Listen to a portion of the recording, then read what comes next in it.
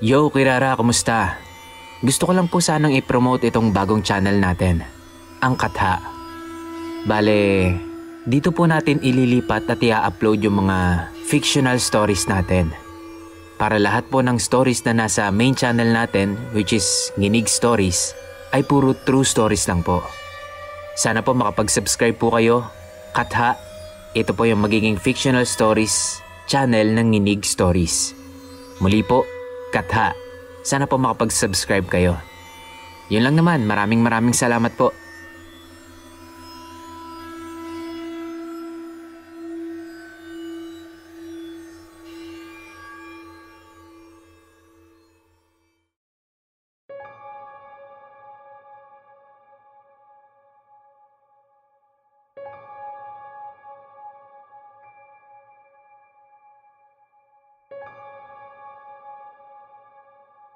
Pupunta tayo sa Santa Cristobal.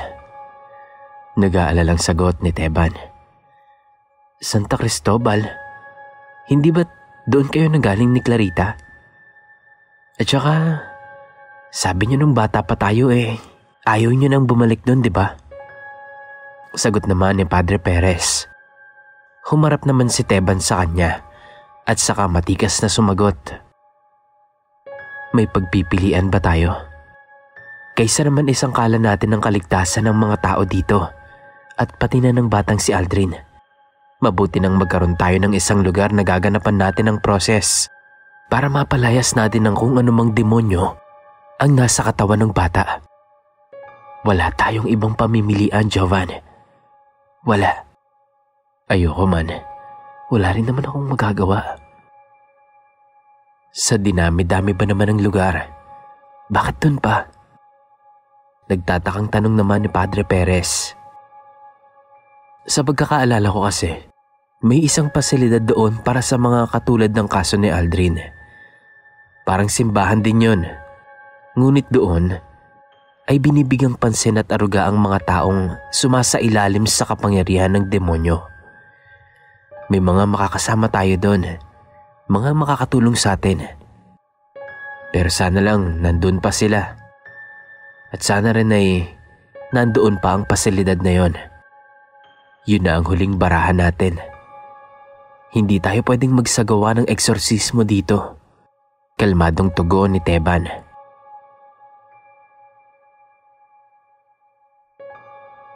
Hindi pa rin tinatanggal ang pagkakagapos kay Aldrin. Awang-awaman ay tinatagan ni Clarita ang kanyang loob dahil iniisip rin niya hindi lang ang kapakanan ni Aldrin, kundi pati na ang kaligtasan ng buong parokya. Binabantayan niya lamang ang humihimbing na binata. Pinapakain niya naman ito at pinapainom ng tubig sa mga oras na bumabalik ang binata sa katinuan. Mahinahon din niyang ipinapaliwanag kung bakit siya nakagapos at kung ano bang nangyayari. Dahil kahit ang binata mismo ay gulong-gulo na rin. Alam na din ni Clarita ang plano ng kanyang kuya na dalhin si Aldrin sa kanilang bayang Sinilangan. Kakaunti na lamang ang kanyang naaalala sa mga nangyari doon. Pero dahil sa kwento sa kanya ni Teban, ay lagi niyang nasasariwa ang madilim nilang nakaraan sa bayan na yon. Gayon din naman ay hindi nila sinabi sa binata ang kanilang plano. Batid nila na baka hindi maging epektibo kay Aldrin kung malalaman niya na siya ay sasailalim sa matinding proseso ng eksorsismo. Malakas ang nananahan sa loob ng katawan niya at sa anumang oras ay maaari itong lumabas sa katauhan ng binata. Noong oras na yon ay malapit ng kumagat ang dilim. Walang misa sa gabing yon, kaya naman mapayapang namamahinga ang lahat sa buong kumbento. Nagpaalam si Clarita sa binata na lalabas muna siya ng silid upang mag-ikot-ikot lamang. Tumango naman ang binata at bahagyang ngumiti sa madre sabay sabing, "Opo, madre. Mag-iingat po kayo. Magandang gabi po." Ngumiti din naman pabalik si Clarita sabay labas na ng kwarto. Paglabas niya ng pinto ay malalim itong nagbuga ng kanyang hininga. Naglalakad-lakad ito sa kahabaan ng pasilyo ng gusali. Nananalangin sa kanyang isip. Nag-iisip ng mga bagay-bagay. Mga bagay na maaaring mangyari o mga bagay na nangyayari na sa kanilang lahat. Diyos ko, proteksyonan mo po ang kaluluwa at katawan ni Aldrin. Gabayan mo po siya at bigyan ng lakas upang labanan ang kadiliman sa kanyang puso. Tanggalin niyo po ang kahit anong negatibong bagay sa kanyang kaluluwa, isip at puso. Pero kung ito po ay inyong kalooban upang palakasin ang aming pananampalataya at ang sa kanya, ay tinatanggap po namin ang hamon ninyo ng maluwag sa aming puso. Usal na panalangin ni Clarita. Pinagpapawisan siya ng butil-butil sa kanyang muka. Mabibigat din ang bawat niyang paghinga. Tinig niya ang pagkabog ng kanyang dibdib dahil na rin sa katahimikan ng gabi. Mga ilang sandali ay umihip ang hindi kalakasang simoy ng hangin mula sa kanyang likuran. Marahan siyang tumindig ng tuwid at nag-iba ng ekspresyon ng kanyang muka. May lumabas na isang itim na usok mula sa kadiliman. Humarap si Clarita rito. Nakita niya ang isang nilalang na nababalot ng itim na tela at balabal. Pero nakita niya ang mukha nito. Isang maputing lalaki. Nakatingin ito sa kanya at nagsalita sa normal na tinig at sinabing, "Walang nakikinig sa panalangin mo, babae. Wala." Napangisi lamang noon si Clarita habang nananatiling nakatitig sa lalaki. "Nakausap ko na noong nakaraan ang kapatid mo. Binigyan ko siya ng mensahe mula sa mataas na pinuno ng kailaliman. Sinabi ko sa kanya na may isa sa inyong lahat dito ang nagsanla ng kaluluwa sa pinuno namin, kapalit ng isang karunungang walang kapantay. At ang kapalit noon ay ang buhay rin niya. Alam kong naniniwala ka sa sinasabi ko, kaya nga't alam namin na gumagawa siya ng hakbang upang alamin kung sino ang taong iyon. Pero sinasabi ko sa inyo, mahihirapan kayong tukuyin kung sino siya. Oras na ng paniningil, babae. Hawak namin ang kaluluwa ng binatang iyan bilang unang interes.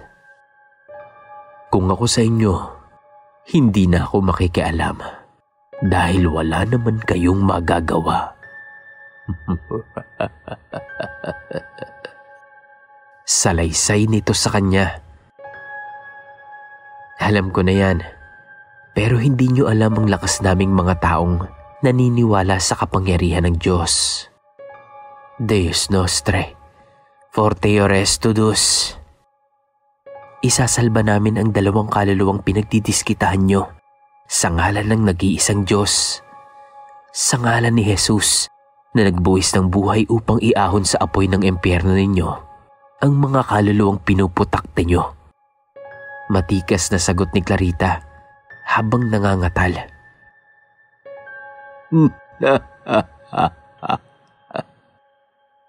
"Magkakaalaman tayo."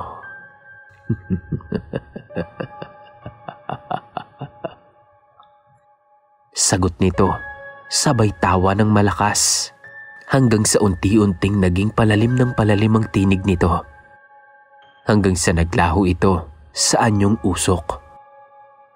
Ngunit habang nawawala ang usok, ay may lumabas na maliit na kulay itim na ahas na gumagapang patungo kay Clarita. Tumingala si Clarita at bumulong sa sarili. "Kasiyahan nawa kaming lahat ng Diyos." Pagkasabi niyon, ay agad niyang dinurog ang ulo ng ahas gamit ang kanyang paa. Tumalikod na si Clarita at muling naglakad sa kahabaan ng pasilyo. Noong oras din na yon, ay nasa patio na ng simbahan si Teban. Nakatayo lamang habang nagmumuni-muni. narinig niya ang yabag ng mga paa na nagmumula sa gusaling kinaroroonan ni Aldrin. At nakita nga niya ang kanyang kapatid na si Clarita na pawis at hinihingal. Lakad takbong tinungo ni Teban si Clarita. Hinawakan niya ito sa braso bago pa man ito tuluyang bumagsak sa panghihina. "Rita, ayos ka lang ba? Anong nangyari?" Pag-aalalang tanong ni Teban sa kapatid. "Nagpakita sa akin yung nilalang na sinasabi mong nagpakita sa'yo noong araw na nakilala mo yung tatlo. Sinabi rin niya sa akin yung mga sinabi niya sa'yo." Nang hihinang tugon ni Clarita sa kanya. Tumango lamang si Teban at inakay na ang kapatid papunta sa isang maliit na kapilya sa gilid lamang ng patio. Pinaupo niya sa hagdan ng madre. "Inaasahan ko na yan. Hanggang ngayon, misteryo pa rin sa akin ang babalang sinabi niya sa akin noon. Pero ipinagsantabi ko na muna yan. Dahil nga meron tayong mas malaking problema na kinakaharap sa ngayon. Itong ang kaso ni Aldrin." Tura ni Teban. "Yun nga kuya eh. Sabi niya, si Aldrin daw ang unang interes na kukunin nila." Sagot ni Clarita habang nakatingin sa kapatid. Mariin namang napasulyap si Teban sa kanya. Napabuntong hininga ito at nanlulumong napatango na lamang. Mukhang ganoon na nga ang nangyayari. Kaya naman masaagahan natin ang pag-alis dito sa Delvara. Sinabihan ko na si Ann na sumama sa atin. Si Alice naman, sinabihan kong maiwan na lamang muna dito. At siya na muna ang sasama kay Jovan sa mga misa at sa mga gawain dito sa parokya. Kinausap ko na rin si Madre Adoracion tungkol dito. Ipinaalam na kita sa kanya. Pumayag naman siya. Sabi pa niya ay maaari mong isama ang kaibigan mong si Elizabeth. Nakapaggayak na rin siya. Naghihintay na lamang sila. Sinabihan ko sila na aalis tayo dito mamayang 12:00 para eksaktong pagputok ng umaga sa Martes Santo ay nandoon na tayo sa Santa Cristobal. Salaysay ni Teban, sabay suot ng kanyang salamin at tumayo. "May susundo sa atin mamayang pasado 12:00. Makakapagpahinga pa tayo ng sapat dahil mahaba-haba ang biyahe natin. Baka abutin tayo ng mga 13 oras ng biyahe. Mabagal daw kasi ang daloy ng trapiko sa mga bayan na daraanan natin. Magdala ka ng sapat na damit dahil aabutin tayo doon ng linggo ng pagkabuhay. Alam na rin yon ng dalawa." Pahabol pa nito. Tumango naman si Clarita. "O sige kuya, mag-e-empake na ako." 7:30 na ng gabi, noon ngang si Clarita ay naggayak. Sandali siyang nagmuni-muni ng mga oras na yon, nang biglang may kumatok sa kanyang tinutuluyang silid. Nang buksan niya ang kanyang pinto, ay nakita niya ang kanyang kaibigang si Elizabeth. Dala-dala ang mga gamit nito at mukhang handang-handa na siya sa kanilang pag-alis. Nagbeso ang kaibigan sabay nagsalita. "Rita, dito na muna ako ha. Sasamahan kita rito. May nararamdaman kasi akong aura na nakapaligid sa'yo eh. Kanina noong nandun ka sa silid ni Aldrin. Tsaka, hindi rin kasi ako mapanatag ng mag-isa. Katabing kwarto ko kasi si Madre Adoracion." Napansin ni Elizabeth ang medyo balisan si Clarita. Muli itong nagsalita. "Huy, ayos ka lang ba?" Oo naman. Medyo napagod lang sa mga nangyari kanina." Tugon ni Clarita. Napatango naman si Elizabeth at muling sumagot. Oo.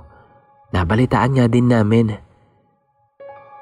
Wala kasi kami dito kanina eh. Nandun kami sa bahay ng may-ari ng Poong Santa Marta. Nagkaroon kasi ng pabasa doon at naimbitahan kami ng may bahay. Kaso nga noong bandang hapon na kami nakabalik dito, may nangyaring araw kay Aldrin. Sinabi na rin sa akin ng kuya mo yung balak niya. Yun ba yung bumabagabag sa'yo? Napabuntong hininga si Clarita, sabay tingin sa kaibigan. Parang ganun na nga. Hindi ko man naaalala yung mga nangyari nun. Ayon din sa araw-araw na kwento sa akin ni Kuya sa mga nangyari nun, kahit ako, nakaramdam ng iba't ibang emosyon na hindi ko makontrol. Hindi ko rin alam ang mararamdaman ko sa oras na nandun na tayo. Ni hindi ko nga maalala yung mukha ng nanay ko, lalo na yung boses niya. Pero ngayon, malinaw kong makikita yung malagim na pangyayaring pagpatay kay nanay. Matamlay na sagot ni Clarita. Hinagod naman ng kaibigan ng likod nito, sabay yakap at sumagot. Naiintindihan kita, Rita. Magpakatatag ka, tulad ng katatagan ng loob ng kuya mo. Sana nga, Beth. Pero si kuya ang may mas mabigat na dinadala sa aming dalawa. Saksi kasi siya sa mga nangyari. Nakita at narinig niya ang lahat ng mga nangyari nung gabing yon. Sa bawat araw na sinasariwa niya sa akin yung nangyari nung gabing yon, para bang kahapon lang nangyari kung ikwento niya sa akin. Hindi niya pa rin magawang kalamayan ang loob niya sa tuwing magkukwento. Kaya masasabi kong mahirap at mabigat na desisyon para sa kanya ang bumalik sa lugar na yon para lang matutukan at mapagtuon ng pansin ang kalagayan ng bata. Tugon ni Clarita habang napapabuntong hininga. Tumango at bahagyang ngumiti na lamang si Elizabeth, sabay niyakap ang kaibigan. Habang palalim na ng palalim ang gabi, ay nagawa na ring makatulog ng magkaibigan. Habang ang paring si Teba naman ay nananatili sa isang maliit na parokya sa loob lamang din ng patio ng simbahan.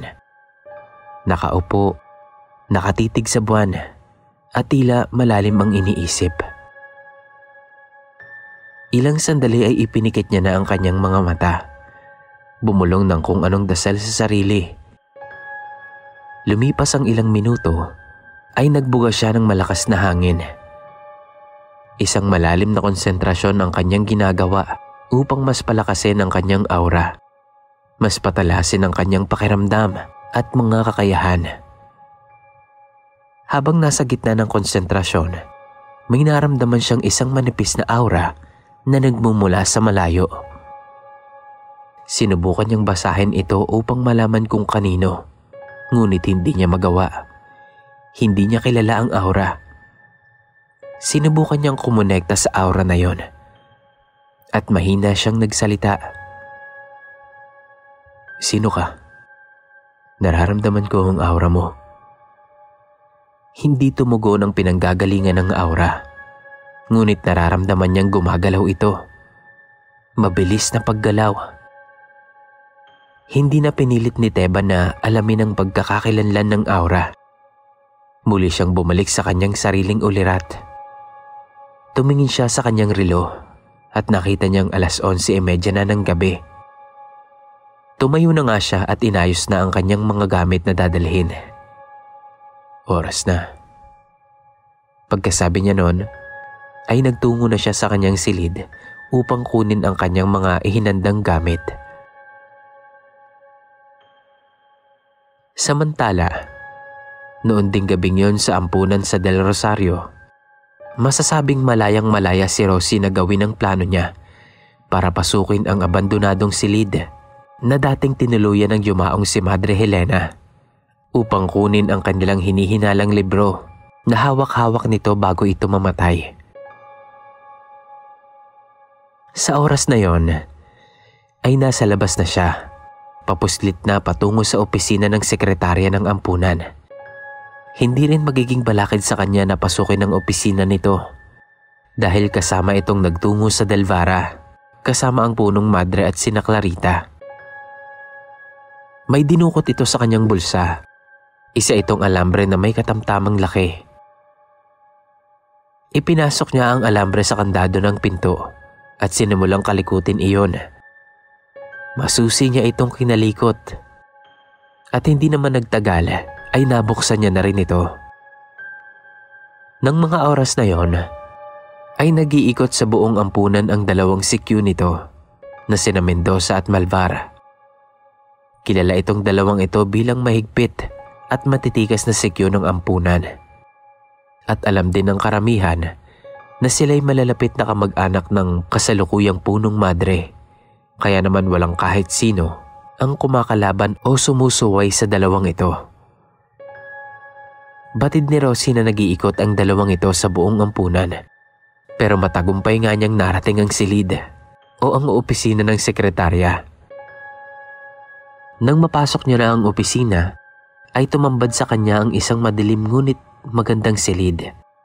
Maganda ang pagkakaayos ng mga gamit rito.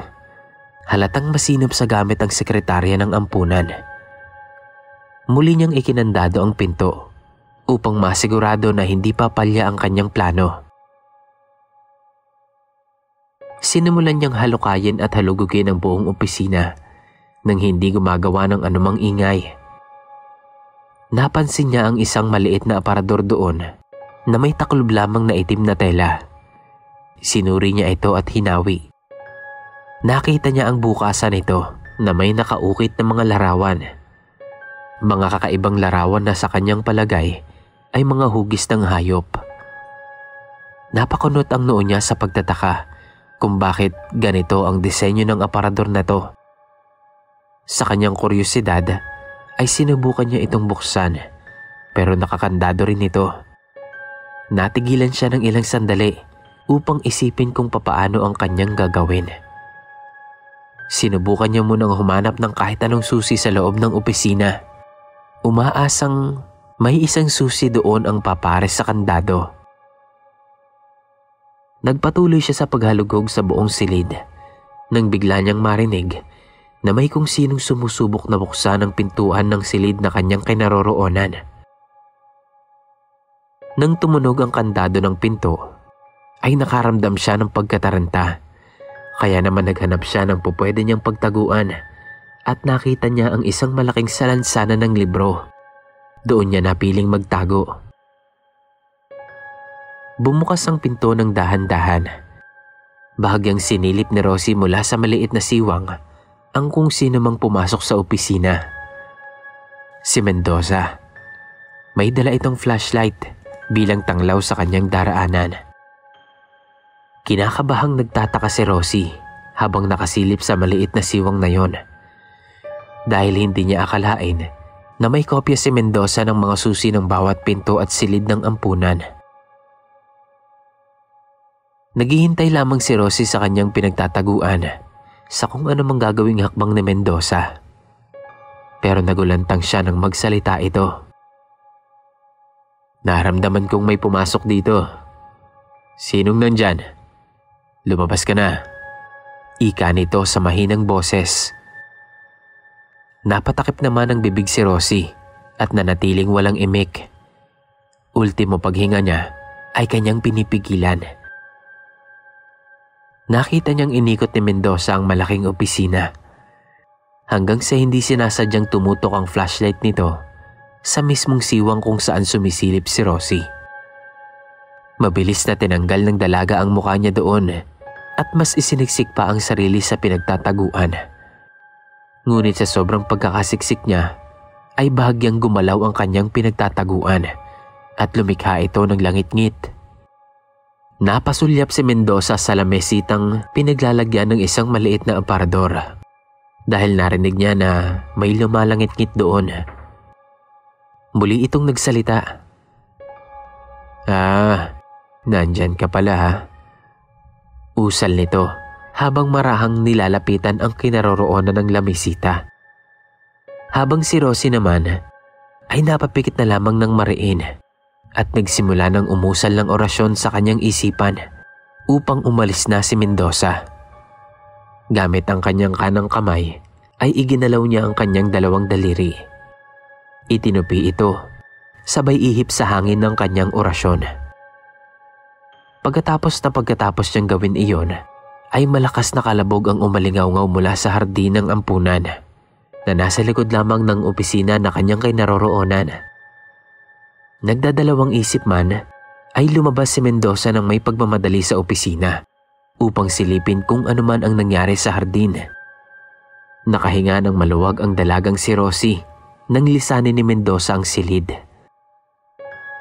Lumabas siya ng kanyang pinagtataguan.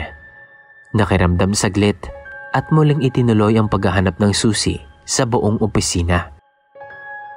Tumagal pa ng ilang minuto ang kanyang paghahanap nang may makita siyang isang bigkis ng susi na nakasabit sa tabi ng isang maliit na poong Berheng Maria. Nakatabi lamang ng salansalan ng libro. Napangisi ang dalaga at maingat itong kinuha nang hindi gumagawa ng kahit anumang ingay. Muli siyang bumalik sa kinaroroonan ng misteryosong aparador. Inisa-isa niyang lahat ng susi at hindi nagtagal ay may isang susi ang kumagat sa kandado ng aparador. Marahan niya itong binuksan. Napaubo pa siya dahil sa kapal ng alikabok ng aparador na yon. Waring napakatagal na panahon nang hindi ito nabubuksan o nagagalaw. May mga kagamitan na tumambad sa dalaga. Mga kagamitan na hindi pamilyar sa kanya. Mga maliliit na botelya. Mga kalis na tila ba may laman. Mga maliliit na kwaderno at libro. Inisa-isa niya itong tignan at sinuri. At may isang kwadernong may kalakihan ang pumukaw sa kanyang pansin. Kulay kayumanggi ang kwadernong iyon. Nayari pa sa natural at makapal na papel. Nakatahi ang bawat pahina nito at may makapal na pampatigas. Kinuha niya ito at hinipan ang makapal na alikabok dito. Isang simpleng kwadernong walang kahit anong nakasulat sa mismong labas nito. Binuksan niya ito at nandilat ang mga mata niya nang mabasa ang nakasulat sa unang pahina ng kwaderno. Epistole Helena Diaz. Isang wikang Latin na ang ibig sabihin ay mga sulat ni Helena Diaz. Tang-iragis. Eto na yun. Pabulong nitong sabi sa kanyang sarili habang gulat na gulat pa rin. Isinilid niya ang kwadernong iyon sa kanyang suot na shoulder bag. Kinuha niya rin ang ibang hinihinala niya na mga nalalabing memorabilia ng dating punong madre. Ipinasok niya rin yon sa kanyang bag. Muli niyang ikinandado ang maliit na aparador na yon at muling ibinalik ang itim na habing nito. Iniayos niya ang mga nagulo niyang gamit dahil sa kanyang paghahanap. Ibinalik niya ang mga susi ng aparador kung saan ito nakasabit kanina. Itinaas at nilakasan niya ang kanyang aura at bumulong ng malakas na uri ng orasyon. Maingat at marahan niyang nilisan at muling ikinandado ang opisina ng sekretarya at saka nagmamadaling nanakbo pabalik sa kanyang silid. Ang dalawang gwardya naman na nasa likod ng opisina ng sekretarya ay nawalan ng malay dahil sa lakas ng aura at orasyon na pinakawalan ng katawan ni Rosie. Hingal na hingal siyang pinasok ang kanyang silid at sinindihan ang ilaw nito. Ibinaba niya ang kanyang shoulder bag, kinuha ang mga memorabilia ni Helena at isa-isa itong inilagay sa lamisitang kanyang ginagamit sa pag-aaral. Mga hinihinala niyang mga personal na gamit at mga kasangkapan sa pananalangin ng dating punong madre ang kanyang mga nakuha. At syempre, kasama na dito ang kanyang pinakapakay. Ang libro o kwaderno na may mga nakasulat na hinihinala niyang mga importanteng impormasyon sa talambuhay ng dating punong madre. Tumayo siya at pinatay ang ilaw ng buong silid. Nang maupo siya, ay sinindihan niya naman ang maliit na lampara sa kanyang lamisita. Sinimulan niyang buklatin at basahin ang nilalaman ng kwaderno. Binuklat niya ang ikalawang pahina nito at nakaramdam siya ng matinding pagkasabik sa kanyang mga nabasa. Ako si Helena F. Diaz, 25 taong gulang, nang simulan kong isulat ang mga mahahalagang bagay sa aking buhay dito sa kumbento sa kwadernong ito. Ika-17 buwan ng Pebrero, taong 1931. Bayan ng Delvara.